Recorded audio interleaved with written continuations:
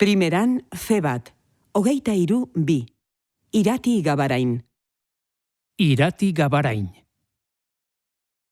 Emakume txoria izan liteke Irati Gabarain deskribatzeko izengoiti egokia. Arratiarra den arren, Norvegiako fiordoen artean bizi da 2004 geroztik, eta nazioarteko paraxutismo irakasle eta aztertzaile moduan egiten du lan.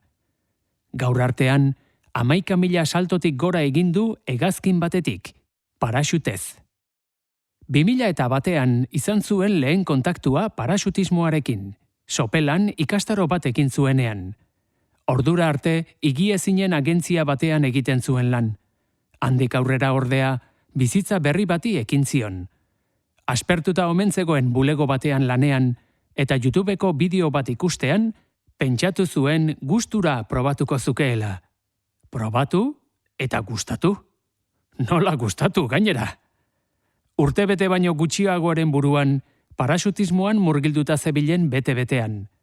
Hasiera batean, paraxuten tolestaile moduan hasi bazen ere, 2005erako irakasle izatea lortu zuen, eta 2012erako aztertzaile. Wingsuit edo egodun jantzia soinean daramala egiten ditu jauzirik muturrekoenak. Amildegietan behera, fiordoetan barrena.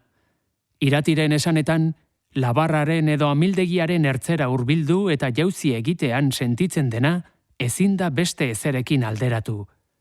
Nork bere azalean bizi behar omen du. 2003an probatu zuen modalitate hau lehen aldiz, eta geroztik, 1000 aldiz baino gehiagotan egindu jauzi egodun jantziarekin. Airean itzulipurdika gozatuz, Irati Gabarainek ez du oinak lurrean jartzeko asmorik. Egan bizitzea da emakume txoriaren abiarik goxoena.